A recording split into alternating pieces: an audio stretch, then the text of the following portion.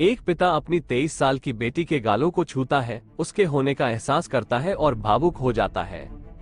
लेकिन अगले ही क्षण वो से कहता है कि तू मेरे लिए मर चुकी है और तुझे सजाए मौत मिलनी चाहिए। ये 2011 का वो केस है जिसमें जिसका कत्ल हुआ वही कातिल निकला। सन 2011 उत्तर प्रदेश के गोरखपुर में रह रहे दुबे परिवार का दुबे परिवार में राम प्रकाश दुबे अपनी पत्नी और बेटी शिखा दुबे के साथ रहते थे। शिखा दुबे की उम्र 23 वर्ष और वो दीन दयालु उपाध्याय यूनिवर्सिटी से पोस्ट ग्रेजुएशन का कोर्स कर रही थी।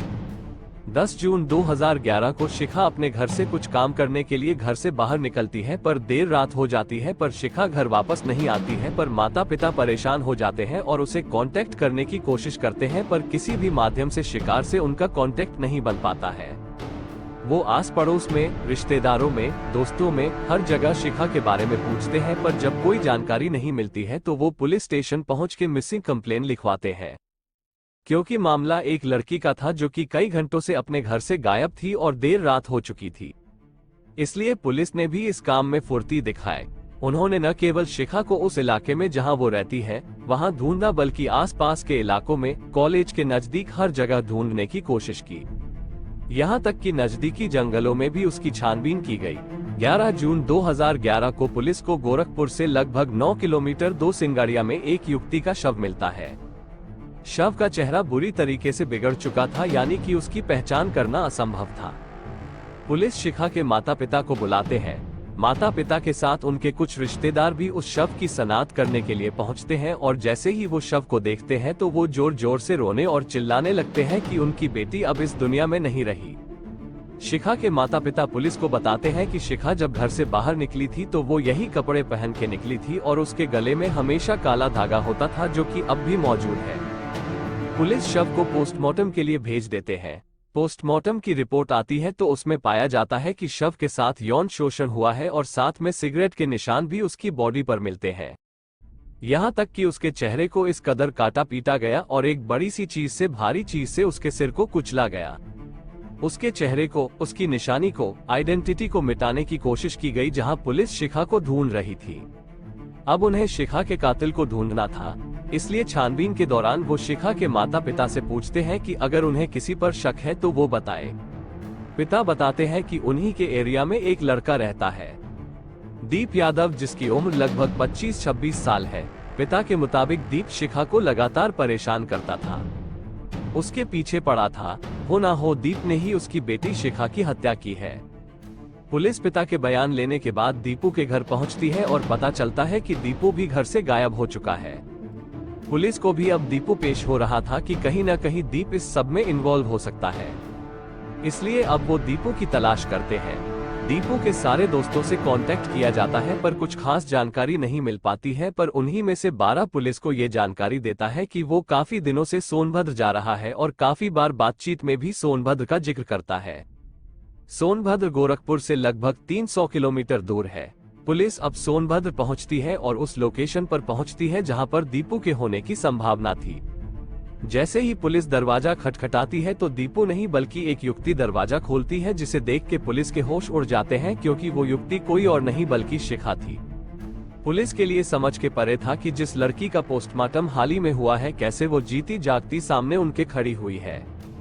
इसी मामले की गहराइयों को जानने के लिए वो घर के अंदर घुसते हैं और उन्हें मिलता है दीपू यादव। अगर कोई पेशेवर अपराधी न हो तो वो अपने कांड को पुलिस से ज्यादा देर तक नहीं छिपा सकता। ठीक ऐसा ही शिखा और दीपू के साथ हुआ। पुलिस इन दोनों को गिरफ्तार करके कोरकू लेके आती है। शिखा और दुबे बताते हैं कि ये दोनों एक साथ कॉलेज में पढ़ते थे और एक दूसरे से प्यार करते थे। दोनों एक दूसरे से शादी करके अपना जीवन साथ साथ निभाना चाहते थे, लेकिन परिवार के लोग इस रिश्ते के खिलाफ थे। इतना ज्यादा खिलाफ थे कि इन दोनों को घर से बाहर निकलने में भी पाबंदी लग चुकी थी। पर जैसे तैसे शिखा और दीपू एक दूसरे से मिलते हैं और 18 अप्रैल 2011 को शादी कर लेते हैं। पर ये दोनों बहुत अच्छे से जानते थे कि इनकी शादी का कोई महत्व नहीं, क्योंकि माता पिता इनको नहीं अपनाएंगे, इस रिश्ते को भी नहीं अपनाएंगे। इसीलिए दोनों परेशान होकर इसका हल निकालने के लिए अपने दोस्त सुग्रीव से मदद लेते हैं। सुग्रीव ट्रांसपोर्ट का बिजनेस करता था और ट्रक भी चलाता था। वो शिखा दीपक को आइडिया देता है कि उन दोनों को शहर से भाग जाना चाहिए और एक नई आइडेंटिटी के साथ जीवन जीना चाहिए।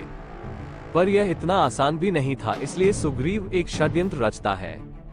षड्यंत्र के मुताबिक 10 जून 2011 को सुग्रीव अपने ही परिचित एक महिला जिसका नाम पूजा है उससे कांटेक्ट करता है। पूजा जिसकी उम्र 25 वर्ष, शादीशुदा 13 साल के बच्चे की मां, जिसकी आर्थिक स्थिति इतनी खराब थी जिसका फायदा सुग्रीव ने उठाया और उसे काम का लालच दिया। उससे कहा कि अगर वो उसके साथ काम करने के लिए चलेगी तो न केवल वो पैसे देगा बल्कि एडवांस में भी पैसे देगा।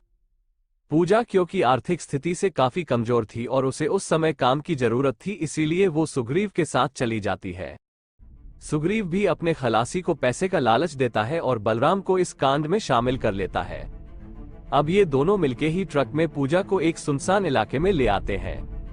दीपू अपने घर से निकालकर उस जगह पर पहुंच जाता है। वहीं पर सिख अपने घर से निकालकर शॉपिंग करने जाती है, कुछ नए कपड़े खरीदती है और बाद में उस जगह पर पहुंचकर ये लोग सब मिलके पूजा की जान ले लेते हैं। पूजा के चेहरे को इस कदर मिटा देते हैं, यानी कि उसको काटते पीटते हैं, पत्थरों से उसे कुचलते हैं, उसका पूरा नाक नक्शा पूरी तरीके से मिटा देते हैं ताकि कोई भी यह न पहचान सके कि आखिर यह कौन है। इसके बाद ये लोग इसके शरीर पर जली हुई सिगरेट से निशान भी बनाते हैं। शिखा जो नए कपड़े लेकर आई थी वो खुद पहन लेती है और जो कपड़े वो पहने हुई थी, यानी घर से निकलने से पहले जो वो कपड़े पहनकर निकली थी, वही कपड़े वो अब पूजा को पहना देती है। अपने गले में पहने हुए काले धागे को भी शिखा अब पूजा के गले में बांध देती है। शिखा अपनी चप्पल भी पूजा के शव के पास फेंक देती है और पूजा के कपड़े और चप्पल को पॉलिथीन में लेके शिखा और दीपू वहां से सोनभद्र के लिए निकल जाते हैं। सुखबीर और बलदेव भी इसके शव को लेकर झाड़ियों में फेंक के वहां से चले जाते हैं। ये घटना सुनने के बाद पूरा शहर विचलित हो जाता है। शिखा के माता पिता को पुलिस स्टेशन बुलाया जाता है। माता पिता जैसे ही पुलिस स्टेशन पहुँचते हैं तो शिखा को सामने देखने के बाद उनके पैरों से जमीन खसक जाती है।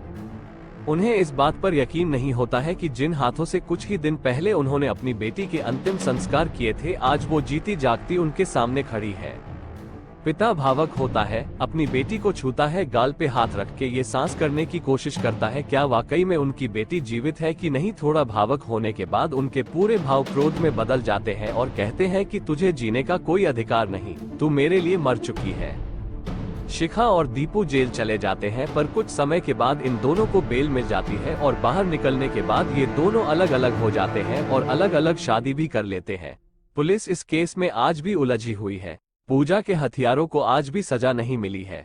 शिखा और दीपू जिन्होंने हर हद पार कर दी एक दूसरे के साथ रहने के लिए, अपने प्रेम के लिए, जिन्होंने ये भी नहीं सोचा कि वो एक मासूम की जान ले रहे हैं, उन्होंने ये भी नहीं सोचा कि वे 3 साल की बच्ची को अनाथ कर रहे हैं। एक पूरे परिवार को उन्होंने बर्बाद कर दिया।